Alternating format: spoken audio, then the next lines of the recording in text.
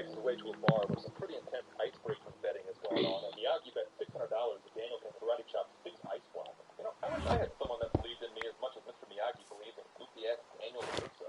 But Daniel manages to make Chozen an even bigger enemy when he accidentally uncovers Chozen's wave scheme. Man, the Okinawa Mafia is freaking ruthless. They got their hands in everything. Fruit scams, ice-breaking gambling rings, that unlicensed taxi grift. Although that might have actually just been Santo's car. It was probably just a one-time thing. But still, what else is it? What are you doing? It's like a process.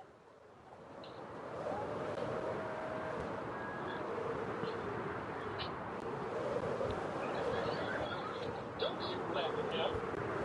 Oh, actually, I don't think they're being mean about it. It's hard to tell.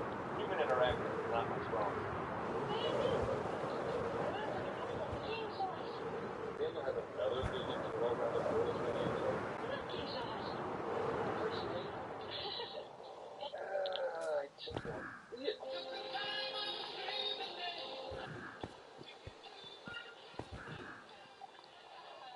Okay, well, everyone seems dreamy when Peter Cetera's plan.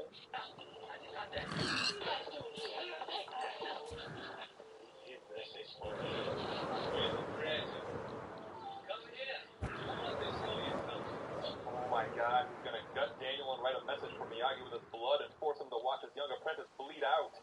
Oh, or, you know, I guess Miyagi will have to pick that stuff up. That'd be kind of annoying, but that would get the point across too, I guess.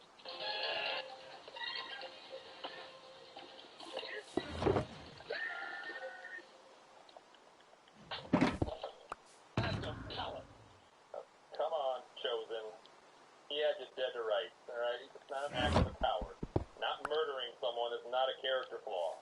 I personally have not murdered a single person today, and I don't consider myself to be a coward. Unless my doorbell rings after dark, that is. It'll destroy the entire village if Miyagi doesn't fight him. Yeah, Sato. Lots of people get baited by an ex, but they don't turn into some damn comic book villain. They just change their Facebook status to single, renew their gym membership, go to raves and warehouses, and just get weird with it for a couple of months. So after all that build-up, a typhoon comes and completely wrecks the fight to the death that we were promised.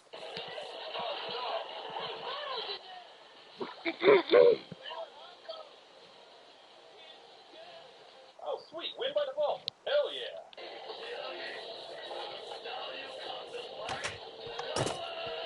Oh, that was a huge assumption on Chozen's part to say that his uncle was dead. I mean, in Chozen's defense, it doesn't seem possible that anyone could survive the collapse of a tiny hut made almost entirely of bamboo and palm fronds. Uncle, I thought you were dead.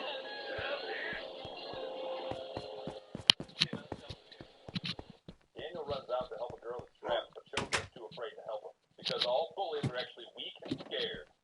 When those kids called me and pants me at the freshman assembly, they were really just doing it because they were scared. And the teachers and faculty that joined in, also raging cowards. Building character. Just so you know, Chozen, this dude is a legend at holding grudges. Sato and Miyagi are friends again, and the town gathers for the Oban dance, where Chozen swoops in like he's freaking Scorpion or some shit, and challenges Daniel to yet another fight to the death. Better not be another fake out. Oh man, if I'm fighting someone to the death in a karate match, I really wouldn't want to have to do it in jeans. Chozen is gaining so many honor points right now, it's insane.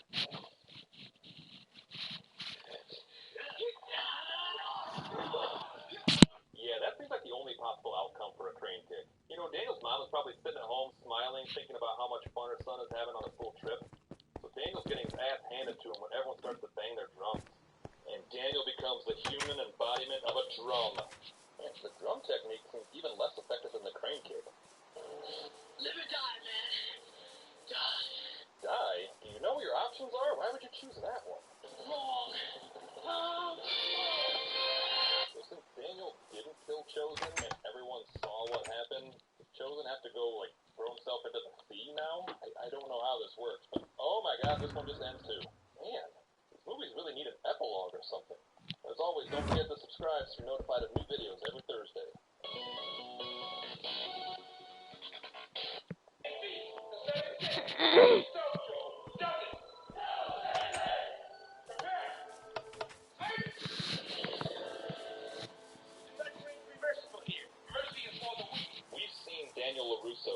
scrawny nobody to champion at the All-Valley Tournament under the guidance of the wise Mr. Miyagi, and go on to become... We then saw Miyagi and Daniel travel to Okinawa to settle a blood feud in a fight. It has all led up to this. Daniel must face his biggest challenge yet. He has to face some...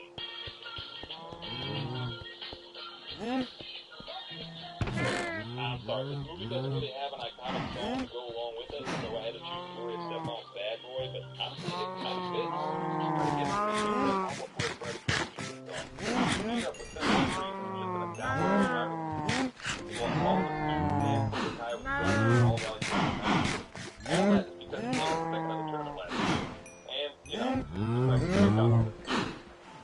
It was probably mainly the choking thing. Probably 80-20.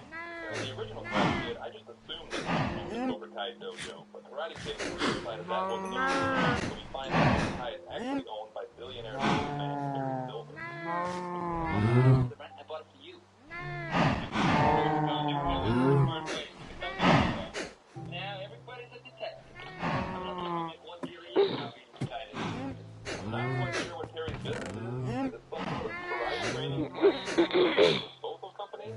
Seems like a very niche market.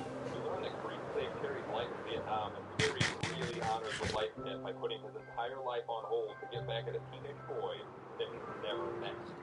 Terry vows to destroy Daniel and Miyagi and sends Creed to Tahiti while he takes care of everything. I bought 20 locations today. Yours, 100%. You're back, my man. Bigger and badder than ever. I'm really starting to question how Terry made his money because he seems like a terrible businessman. Creech ran his sole dojo into the damn ground, and your plan is to give him 20 more? I don't think the problem was that he didn't have enough dojos. I think the problem was the child abuse. Well, once again, like 70-30. And what about those two jerks? Those two jerks are taking up 100% of my time from now on. When I'm finished with that kid, he'll be begging me to be his teacher. John, by the time the little twerp steps into the ring to defend his title, I'm going to have him thinking he's invincible. You know, in my personal experience, adults having vendettas against teenagers always works out well. So the first part of Terry's plan is to recruit the bad boy of karate, Mike Barnes, to enter the tournament and torment Daniel into also entering the tournament. What? What do you mean you can't dump it in Borneo? Who in Borneo knows what chloride sludge is? Do it! Tell me when it's done. Does he export nuclear waste? Does his business produce it as a byproduct? What does he do? The grand jury, what do you intend to do about it? Bribe him as usual. You know, Terry seems like he'd be right at home in a kid's movie playing an international jewel thief whose schemes are constantly being thwarted by a baby. So Terry invites Mike Barnes to his house and conducts a business meeting with him while taking a bubble bath. You know, it's a good thing your secretary and two other people are here, else this would be pretty strange. Snake, Dennis, Mike Barnes. Dennis will take care of your training. Snake takes care of everything else. You're not going to be a bad boy in L.A. Snake's the boy to be bad with, right, Snake? What does that even mean?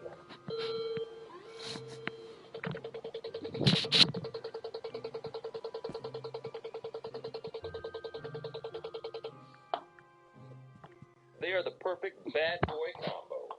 Mike, the bad boy of karate, and Snake, the bad boy that puts out Terry's clothes in the morning is my guess. You said that if I come down here and I beat this LaRusso kid, the All-Valley Tournament, 25% ownership. 50%. I don't know if I can afford more than 35. Since fitting everything. Hey, do you fight as hard as you negotiate? Harder. You got 50%. How did Terry rise to the top of the hiding nuclear waste in Borneo business and negotiate on deals like that? Mike Barnes is a kid. He just doubled what his initial agreement was. This is why you don't do business in a bubble bath. Snake, show him to his room. Sir. Show him to his room? He's living there now? Do Mike's parents not care that their underage son is now living with an eccentric billionaire? That is only acceptable if the billionaire fights crime, and even then it's bordering on some pretty shady territory.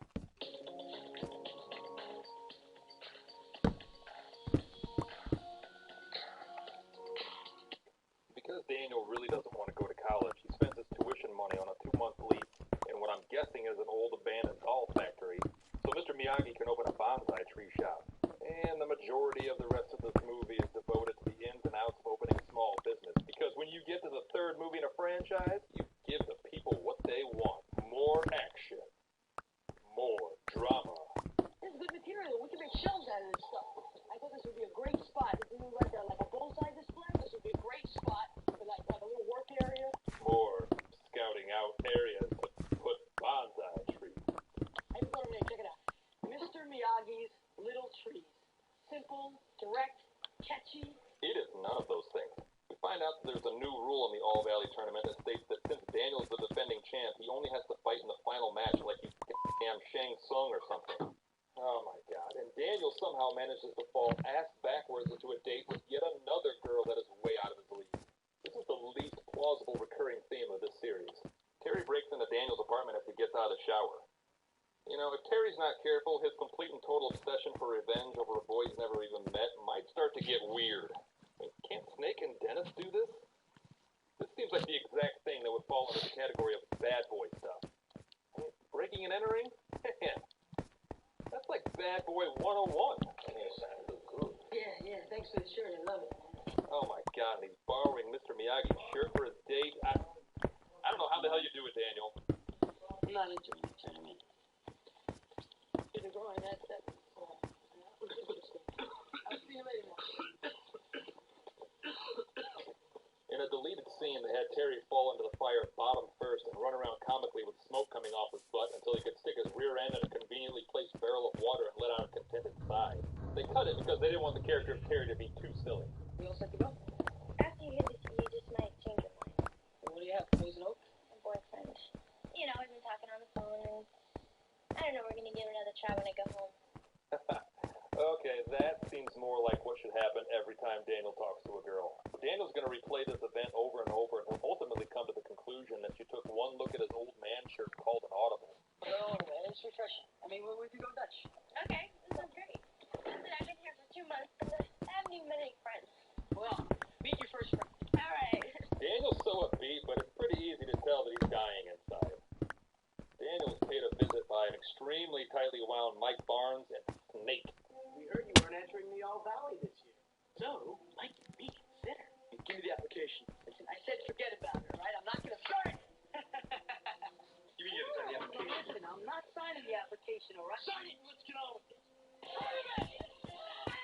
I call this the Bad Boy Special. Bad Boy down.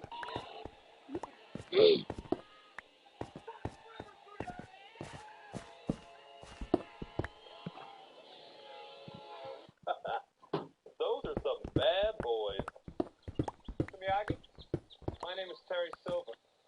My master is Kim Sung-young of South Korea. My teacher sends his respects. Again, this is a billionaire spending his Saturday playing pretend so that he can manipulate an 18-year-old into entering a karate tournament. John Kreese at the Cobra Kai Dojo is our school's #1 student. I buried John last week. He's dead? What happened? After he lost all the students, it broke his heart. I'm sorry to interrupt your training. Really sorry to hear about death of Flynn. Yeah, you, got him good.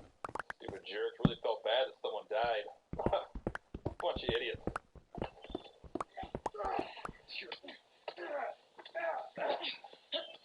Let him up, punk! I ever see you even on the same street as this kid. I won't be so charitable with help. You understand? Get the hell out of here. Once again, this is a man who has more money than God, and this morning he most likely referred to the stage fight more than once in order to fool a young man. Daniel goes to the Cobra Kai dojo to ask Terry to train him since Mr. Miyagi refuses to. So, has Terry just been doing karate for hours in the hopes that Daniel would show up, or was he camped out by a window ready to jump up and do some karate when he saw Daniel walking down the street? Terry agrees to train Daniel and just absolutely brutalizes him by teaching him the Quicksilver method. Rule number 1. A man can't stand. You can't fight. Buy him some uncomfortable shoes as a gift, and since he doesn't want to be rude, he'll totally wear them. Harder. Harder. Rule number 2. A man can't breathe. He can't fight. So fight him underwater. Rule number 3. A man can't see. He can't fight. So switch out his glasses with glasses that aren't his prescription. It'll be hilarious. When he's close enough, You won the last tournament by drop-kicking someone in the face, so I honestly don't think the judges really care. Christ, I'm wasting my time.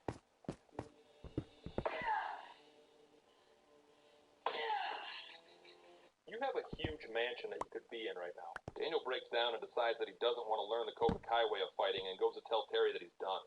It's the middle of the night. Does Terry just sleep there in case Daniel shows up? You are going to defend.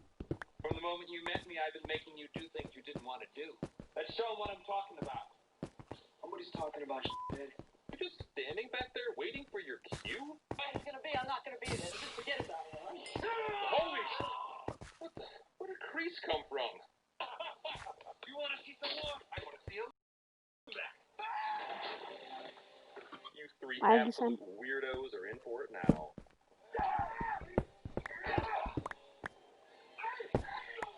Miyagi. Mr. Miyagi. You think this is the end of it all, But, man? I'm going to open Cobra Kai Dojo. oh, diamonds. Oh, yeah. So his big revenge is bringing economic stimulus back to the community? I'm not even keep for free. Oh, that would really help out the poorer families in this neighborhood. Oh, that is very kind of you. So Terry's dynamite plan finally comes to fruition, and it's time for the All Valley Tournament.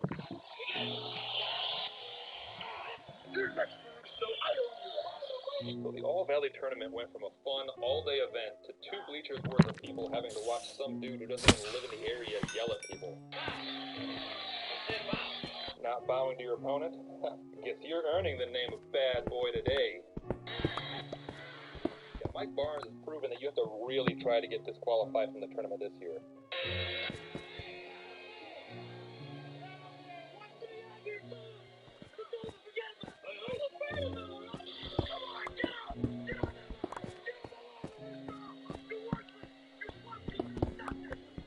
The people in the stands are probably having so much fun, right? It's been 100 years. Nickel Ryan preserved him perfectly and tracked down the great prince. I can't wait to show you the future.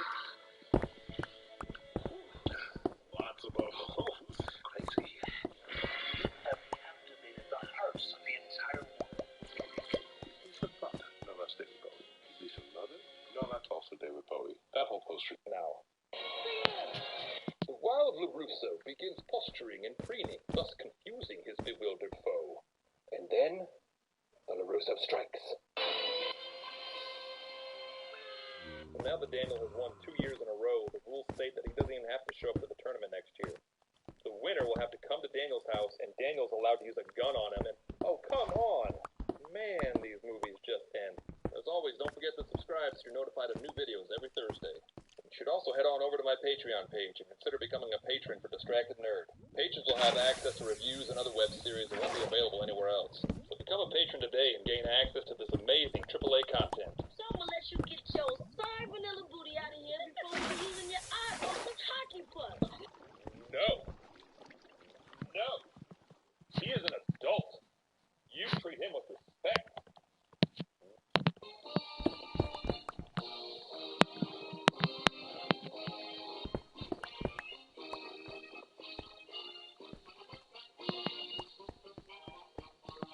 The original Karate Kid series showed us how an extremely awkward teenager could rise above adversity and become an extremely awkward teenager who also has a pretty sweet karate trophy.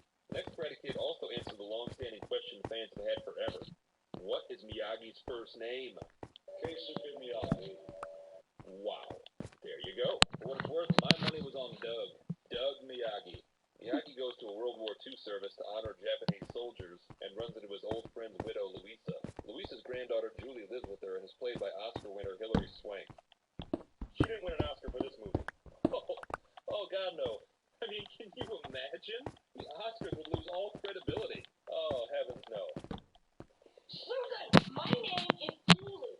My mother's name was Susan. She was killed in a car accident with my father, and they're both dead. Are they just meeting for the first time? Louisa's at her wit's end and doesn't know how to help Julie get over the death of her parents. So Miyagi makes a very cryptic and Miyagi-like suggestion. Yes.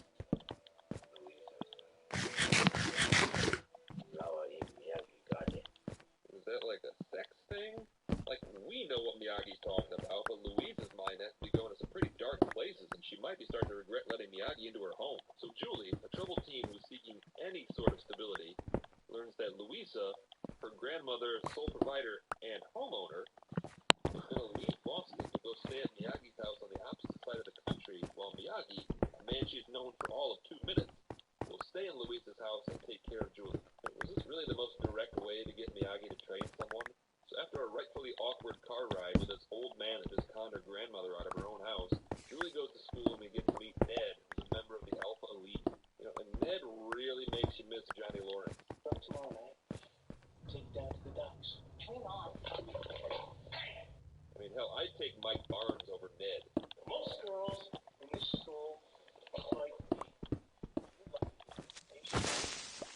Ned is what you would get if Johnny Lawrence and Mike Barnes had a baby, and that baby was only raised learning the Quicksilver method. Also, Ned? Nothing against guys named Ned, but it doesn't really strike fear into my heart, like, say, someone named Gareth or Julian might. And Michael Ironside plays the lovable guidance counselor, Colonel Dugan, whose number one goal is helping his students. I'm kidding, it's Michael Ironside. Of course he's a bad guy. The only time he wasn't a bad guy was when he played a one-armed space marine battling giant killer bugs. That was his down-to-earth, feel-good role. Colonel Dugan is the overseer of the Alpha Elite. He's kind of like Palpatine to Ned's Vader. Actually, that's giving Ned too much credit. Dugan is the Jabba the Hutt to Ned's Salacious Crumb. I'm not sure what the purpose of the Alpha Elite is. Are they just goon squad enforcers? Are they the school police? caught this young lady smoking cigarettes. Oh my god, they're tattletales. That's not cool at all. Julie meets Eric McGowan, who is a security guard in training and is also a member of the Alpha Elite. Eric doesn't fit in with the rest of the Alpha Elite because he doesn't violently shake Julie like a rag doll once this entire scene. Poser. The boneless, wingless wingstack. Get stacking. The Alpha Elite meet after school, and their lesson plan seems to consist entirely of the students trying to kick Dugan's ass.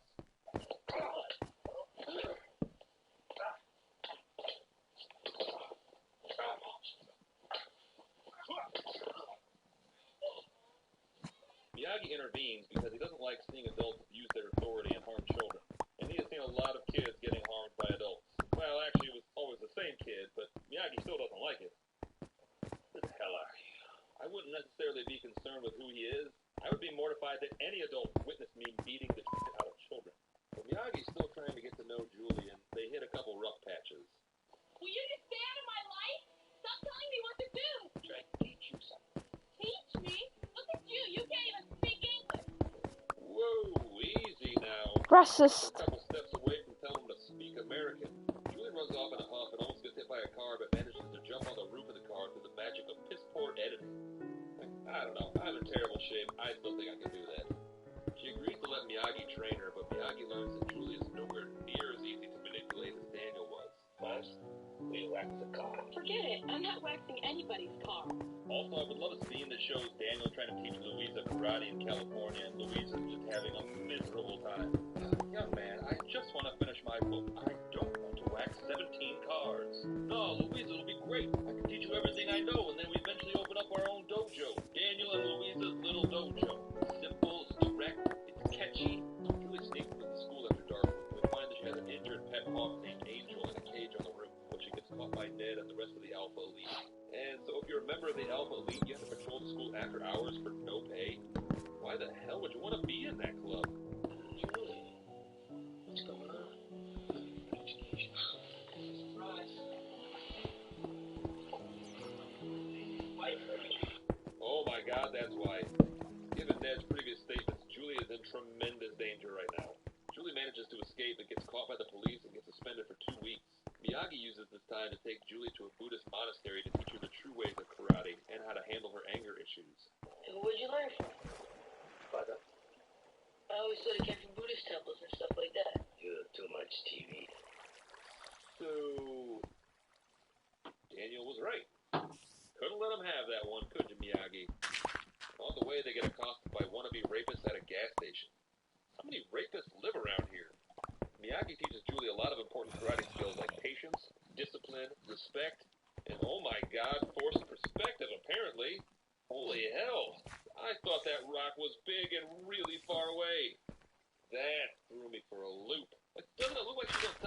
tall ledge, like a good 20 feet above where that Zen garden is.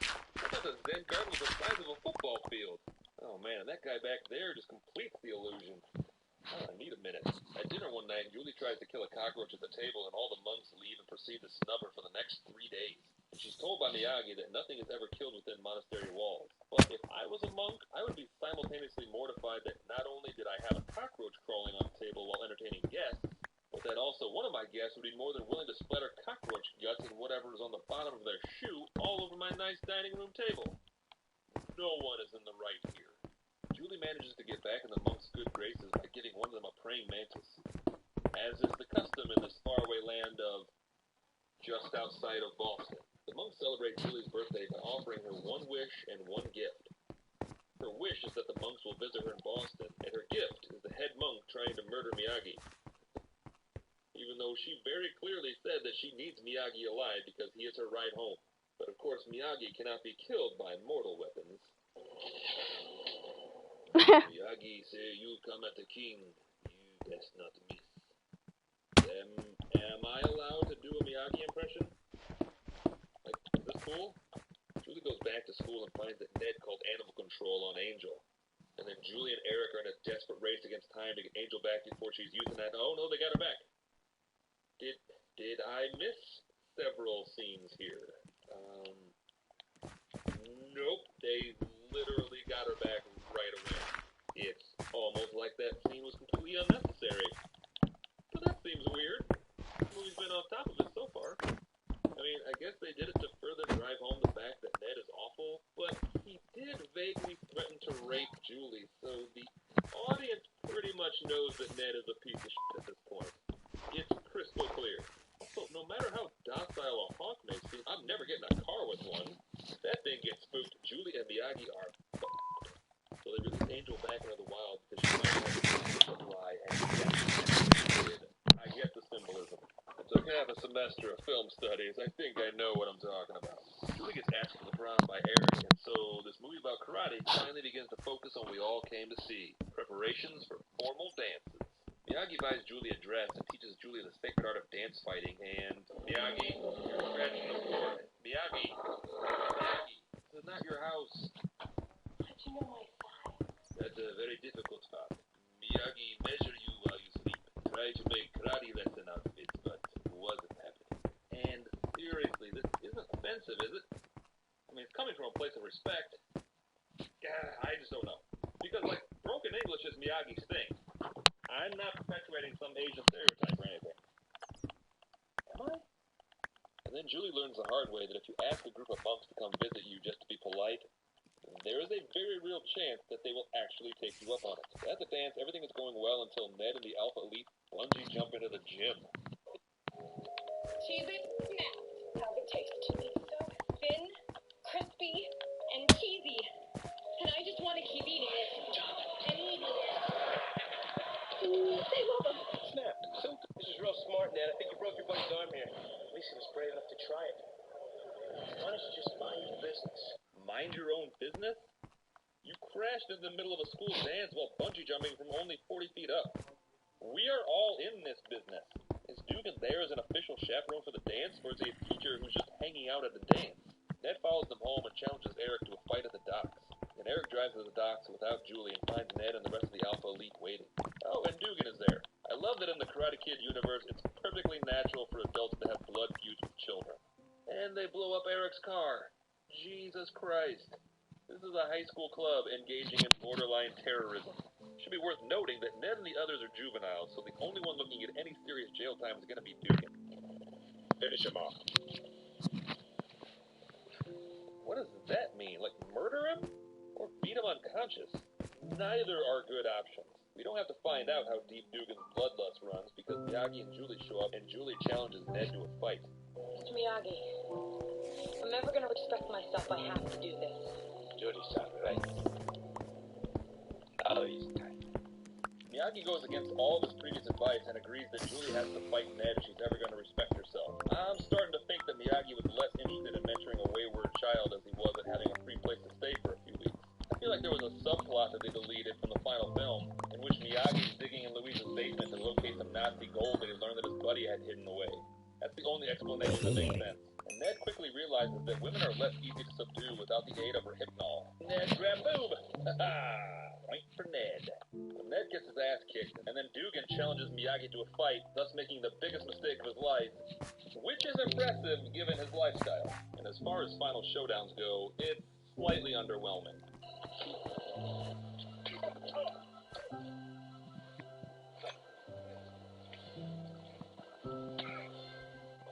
Actually, both of these epic final fights total about 1 minute of screen time. We literally spent more time watching Miyagi pick out a dress. And then Miyagi finishes Dugan off with old man breath.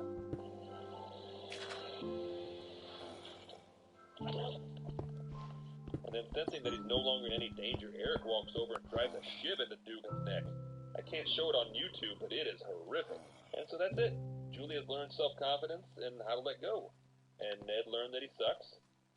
Dugan's dead, and Louisa, I'm just going to go on record and say that she missed her connecting flight and is now stuck in Philadelphia with none of her luggage having made the trip. But the only outcome for Louisa because she was so unnecessary to this plot.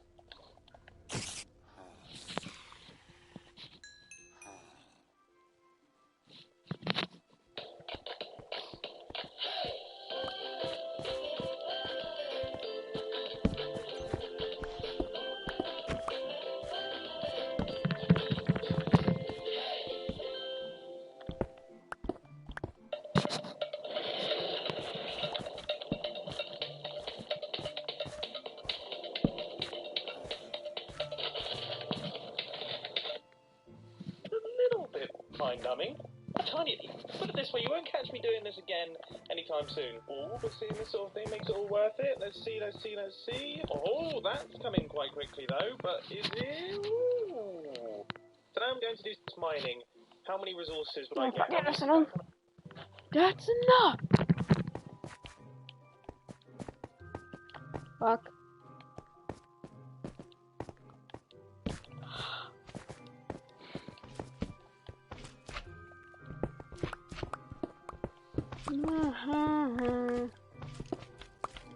Oh my god. This comes up. What the fuck am I talking about? I am done. I mean, I'm dead. God damn it. My brain has lost two things.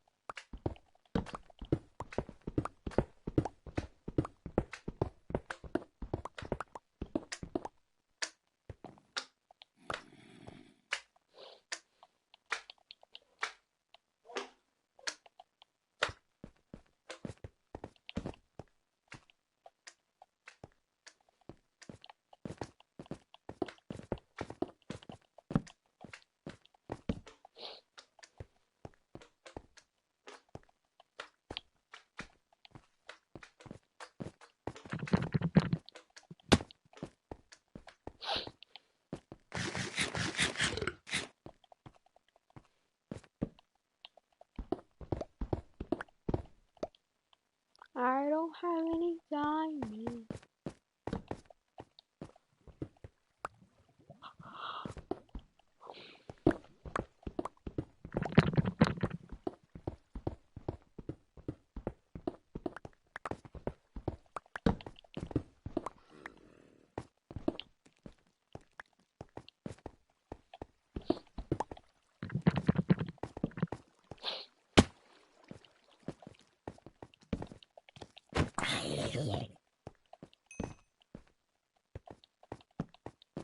That's enough.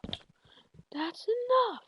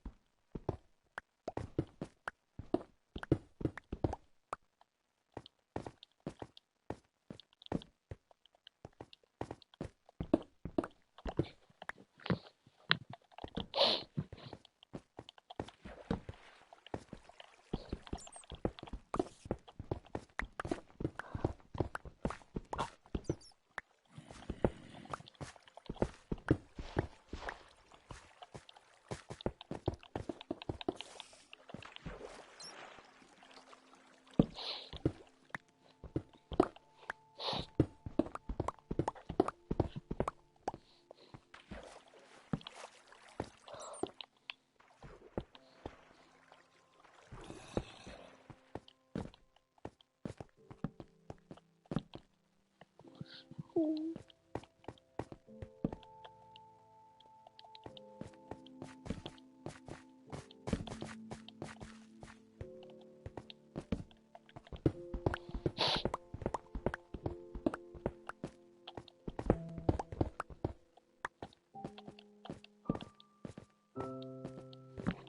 this cave is big.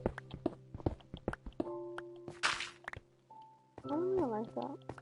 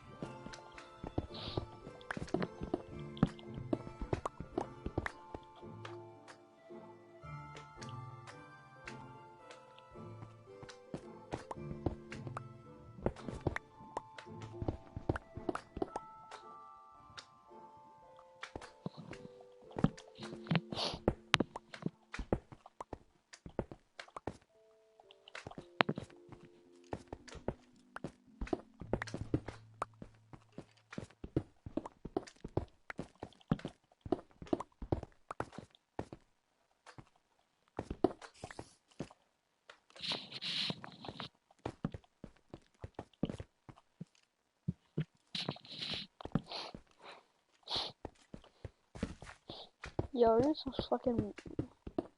Yo, we in the Mesa biome or something?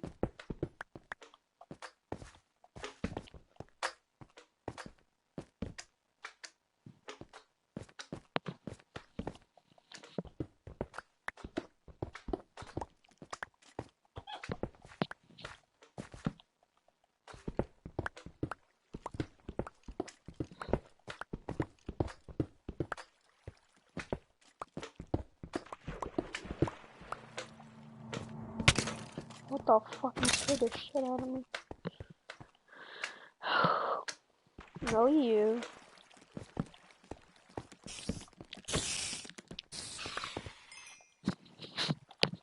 Man, get your dumb booty eyes eyelash out of here.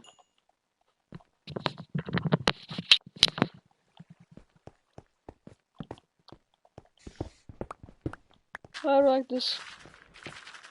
Ah, everything broke.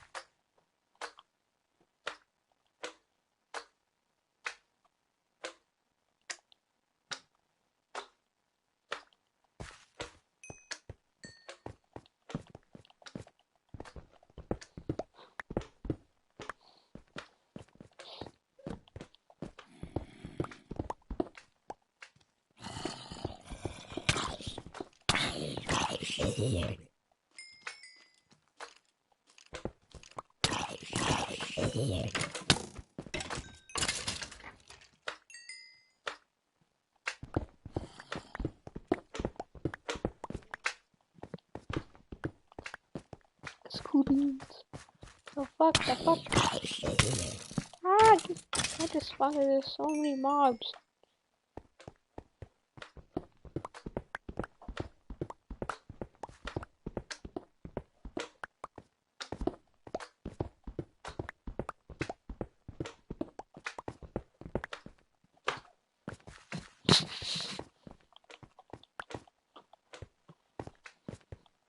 Oh yeah, maybe getting torches might be a good idea. Like in a shulker box full of torches.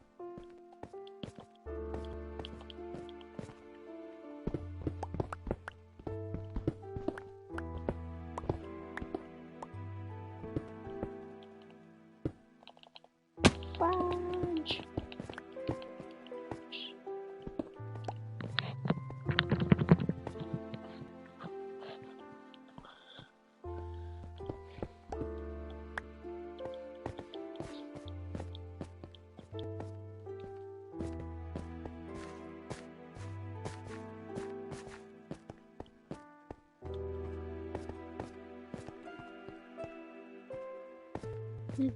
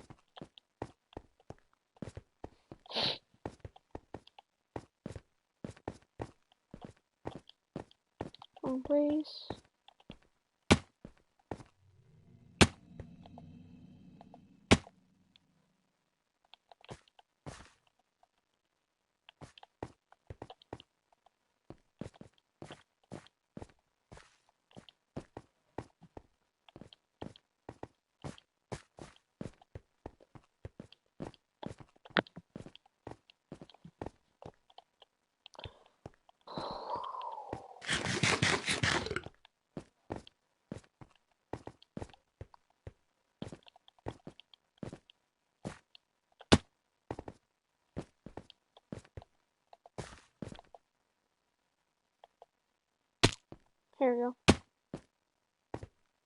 Here's the diamonds.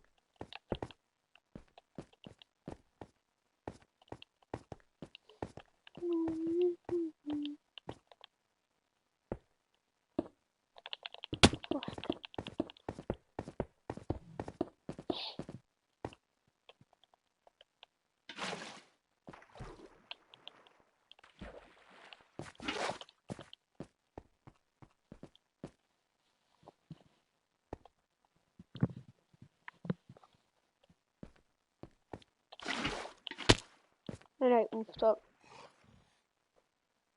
Chicken, chicken, chicken again, chicken again, chicken, chicken. Love me some chicken. Okay, I have my elytra. What am I doing? What am I doing? What am I doing? Haha. This is duration 3.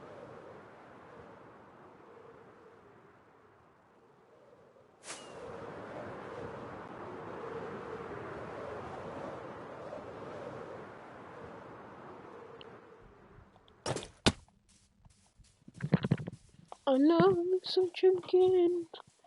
Yeah, yeah, yeah. Chimkin, chimkin. I love the chicken. Tastes delicious.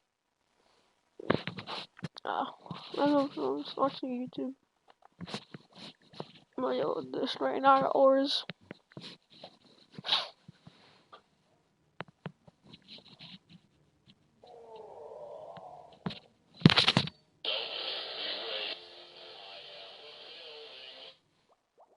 Funny.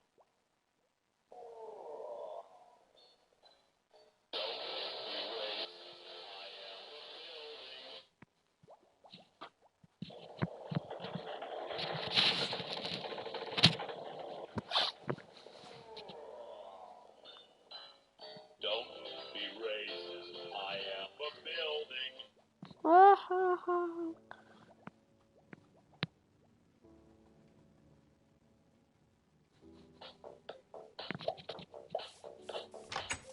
Nobody knows more about Smith than me. Nobody. It's the photo that sums up the American working man. This guy is so determined to fix a burst pipe, he dives into the muddy water and bursts. The homeowner was overwhelmed with the worker's dedication. When I walked back outside, the kid was in there. She had one question for the dedicated worker. Do you mind if I take your picture? Because my husband is never going to believe this. The photo has gone viral internationally, with talk about the guy going above and beyond the call of duty.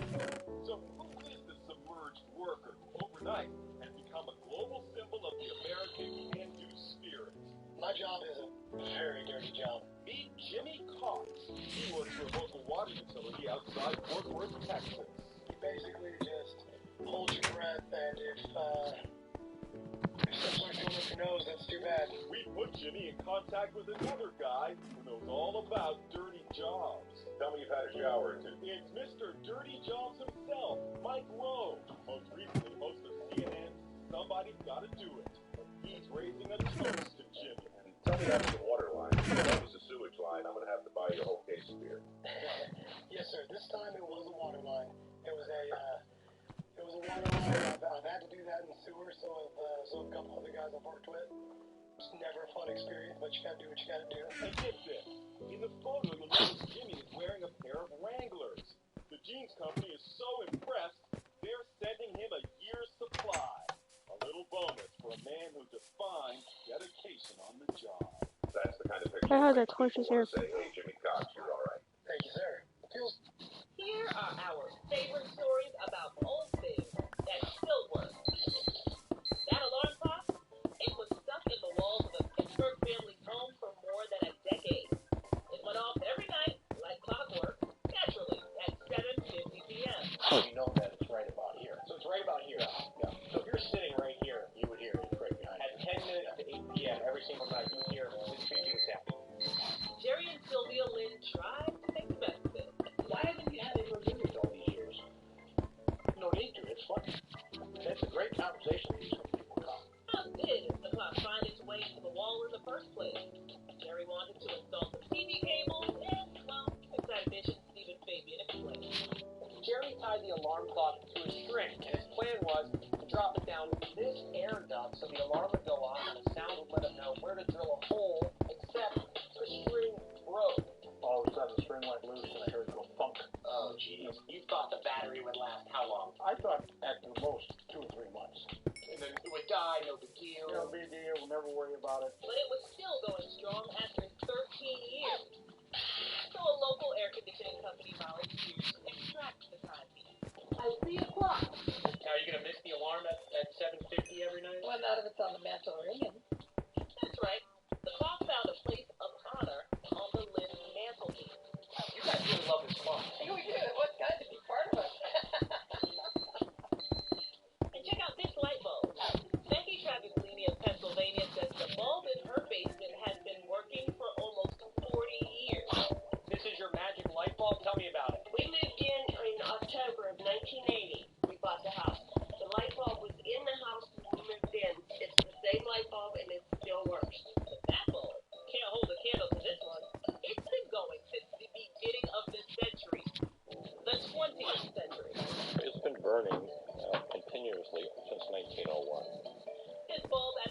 Livermore Fire Department in California has been on for 1 million hours.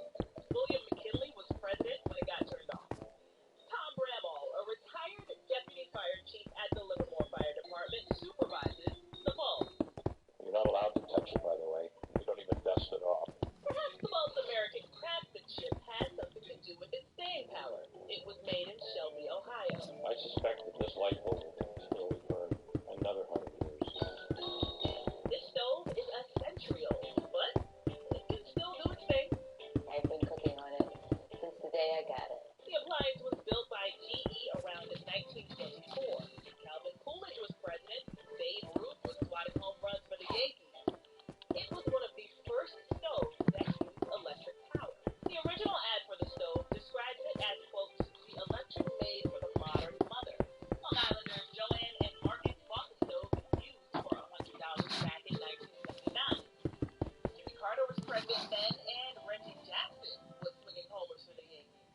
The couple showed its addition to Allison Hall all of its features.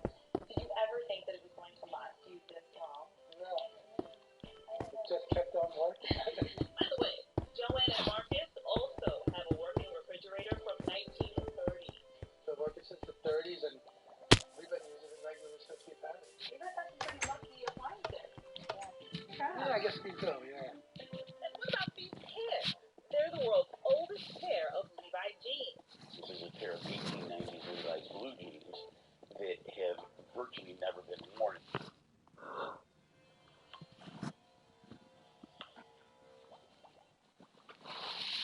Here are our most memorable stories of things that weren't as safe as people thought. First up, hang gliding. Thousands of people do it every year, no problem. But this passenger in Switzerland wasn't fully attached to the hang glider. The unfortunate man holds onto the craft with one hand, and the pilot with his other hand. The passenger's name was Chris Gursky, and he's from Florida. Chris told ABC News, I was just trying to stay calm, just trying to hold on for dear life. I looked down once, and I thought to myself, this is it, I'm going to fall to my death. I'm a goner. Chris's grip was slipping, and he didn't have much time left. Fortunately, after 2 white-knuckle minutes, they got close enough to the ground that he let go. He broke his wrist and tore his biceps. You'd think that after that experience, Chris would be done with hang gliding. But no. Less than a year later, Chris returned to the same location to tempt fate again. This time he was fully strapped in and could enjoy the breathtaking scenery. Hi, Chris. Actually, hang gliding now. How you feeling? Awesome. The landing was a lot smoother, too. No injuries this time. So what was it like the second time around? It was fantastic. Here's something that looks fantastic. Dragon's Breath. It's an icy treat that consists of cheese puffs or cereal that's instantly frozen using liquid nitrogen. Then it's put on a skewer, dipped in some sauce, and popped in your mouth. Out comes something that looks like smoke, thus the name. This man tried the snack. After his second piece, Stuck my finger like in my mouth and did that. There's blood on my hands. he burned the inside of his mouth and said the pain was almost unbearable. For about 3 weeks, I was limited on what I could eat. This Florida boy tried Dragon's Breath, and his mom said the smoke triggered an asthma attack. She posted a warning to other parents. Around 20 minutes, the cough became really consistent. He was coughing so bad that he was having trouble catching his breath. He ended up in the hospital. Dr. Rashini Raj said it could be dangerous to try Dragon's Breath before the liquid nitrogen has completely dried. Any part of your body that's coming in contact with liquid nitrogen can be damaged because it's very destructive to the tissues of your body. That could be the skin on your fingers, it could be the lining of your mouth, your esophagus. Dr. Raj has some simple advice. I think the safest thing to do is to avoid any sort of food or beverage that's been prepared with liquid nitrogen. This man thought a flaming shot of alcohol would be safe. It wasn't. Flame shots were designed to attract people, customers to the bar. It looks cool. A blue flame in a dark bar. Greg Lewis runs a bartender school in New York. He says flaming drinks are for show and should be extinguished before drinking. There's absolutely no safe way to consume a flaming food or beverage. This fire marshal showed Stephen Fabian what happens when a flaming shot is spilled. There is massive injury occurring to him at this point. His clothes are saturated with alcohol. Right. It's continually burning, and it's continually damaging all that skin underneath. We're causing second and third degree burns here right now. The moral here? If you're drinking, enjoy the cocktail without the fire. Another popular activity that may not be super safe, axe throwing. Check out this near miss. Oh my gosh, I'm so glad I didn't get hit in the head. Ainsley from Arizona shared her experience with Stephen Fabian. Is it hard for you to watch? Yeah, it's not like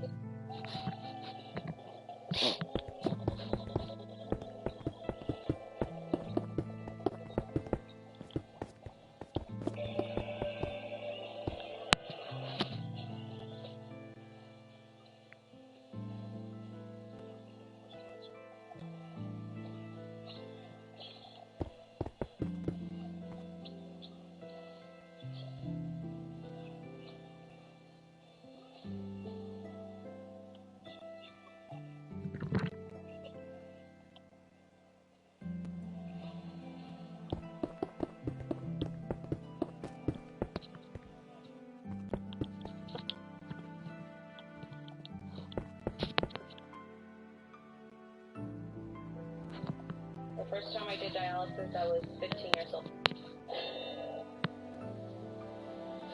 You have something I want. It will be mine. Let me explain what the bet is. If I win, he gets to tweet whatever I want.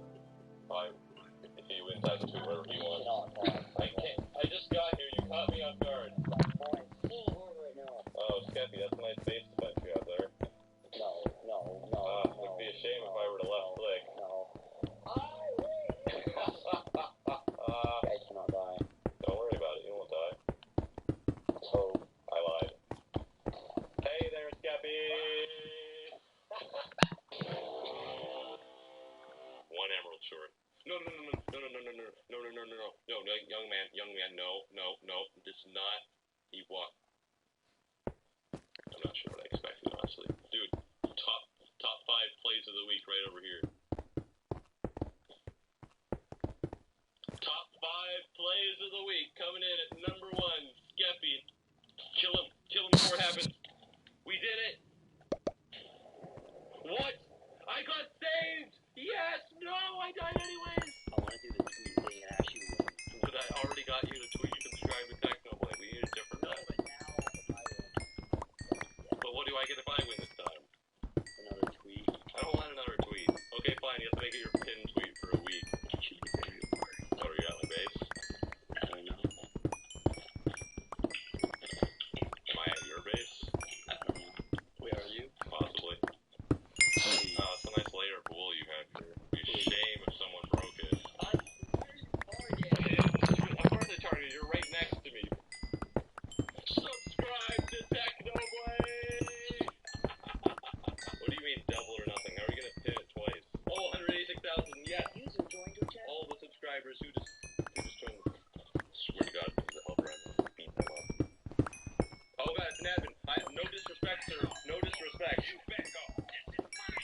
An admin just breaks his way into my team speak and starts playing Shrek. What was that?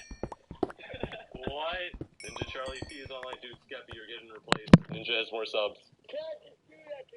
Dude, he has so many subscribers, there's nothing we can do. Sorry, except people with Hello. 186,000 subscribers or more. You know he's in our Hit a last game, 6. right? And you killed him. I did. That was you! Leave me alone. Admin, someone is team griefing me. Please punish him. What? Who? Where? What? No! No, there's all these blue players. Did I just increase myself? You just fell off again. I'm falling off all this iron. Huh? No!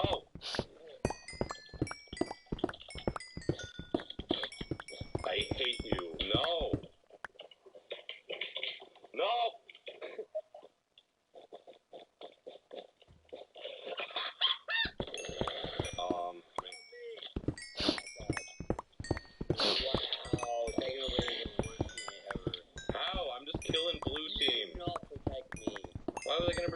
was killing blue team. You should kill yourself, let yourself respawn, and then... But our bed was broken. Before that. Oh no. Oh no. Yellow team's actually being the smart boy. No. TNT. He's gonna drop down. TNT, get him. Yeah. Kill him. Wait, what? Yes. Can I kill the diamond sword? Oh my god, I'm so good at this game. Oh no. No, I have to save. Grand Theft Technoblade. Yes. I'm gone. Don't even worry about it. Subscribe to Technoblade. What? No! Are you kidding me? Give me a water bucket! No! Pigman. No! We'll win the next one. Yeah, we'll win that. I was gonna win this one! I'm doing it. Go. What are you doing? What? Don't worry about it. Subscribe to Technoblade. Yes, the clutch plays. Yes. Dude, I just got killed. Dude, I just got 2 kills. Almost died. And you did nothing. You're just waiting to place these blocks. I hate you. Why are you so bad? I just realized what a sneak is. No, I hate you. I hate you so much, Ninja. Why? No! Dude, blue team is completely open and none of you guys are letting me attack them. Look at them. There was no one at their base.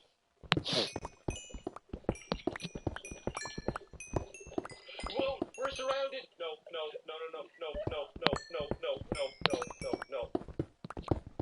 Bye. Oh, I'm dead. I'm going. I'm so dead. Yeah, we all are. No!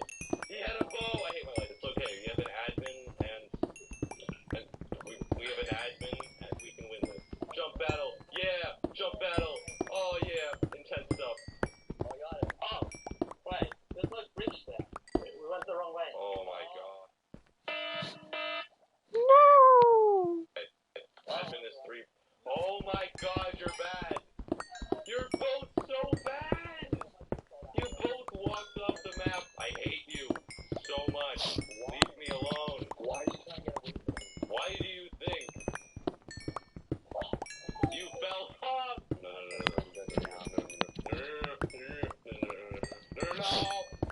You die? Don't worry about it. I got this. Let's rush green. Ninja, let's do this. I have TNT. Alright, don't worry about it. You rush while I distract. They're gonna kill me, but you can break their bed. Yeah, you did it. Oh, by the way, there's this guy behind you, but I'm your best friend and I saved you. Don't worry about it. Oh, yeah. My finger is on the button. Push the button.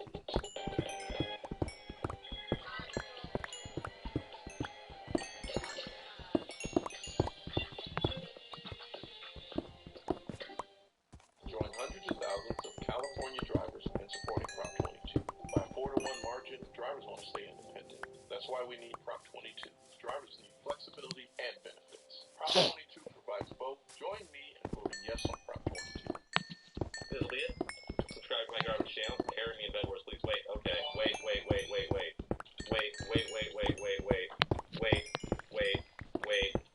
Just a...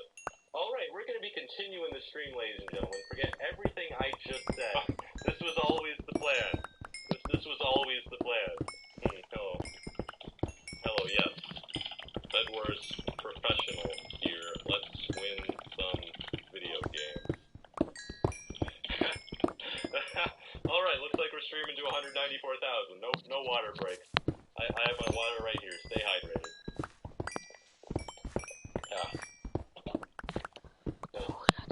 Hypixel Technoblade. Of all the names that can be recognized on Hypixel, I think Hypixel would be the most. Alright.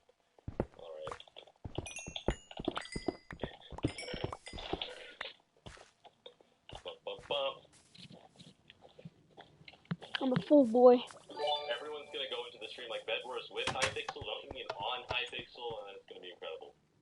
The clickbait that they never expected. Green team's already dead. You banned them, didn't you? Yeah, I ain't playing. Okay. Alright, we have one mission and it's to carry Hypixel in Bed Wars. I assume if we fail, we'll get banned. That's the only reasonable assumption I can make in this situation. So we better do our best.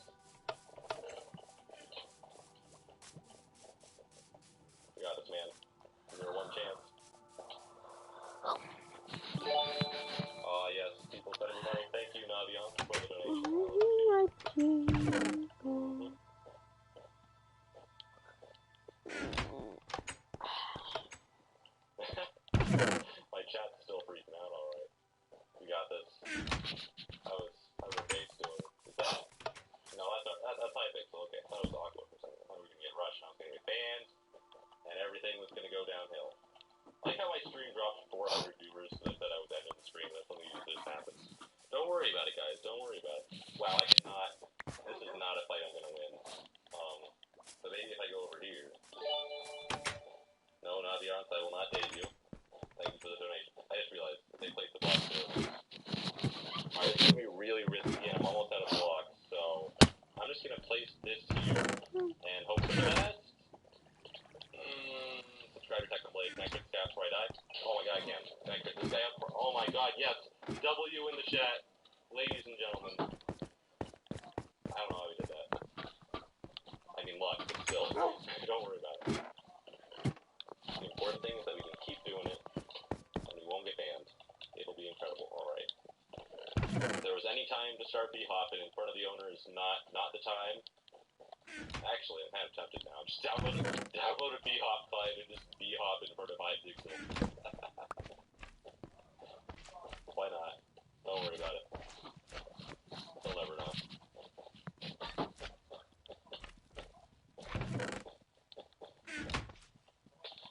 I'm just gonna catch this place TNT there. And your bet is mine. Oh, you have an iron sword.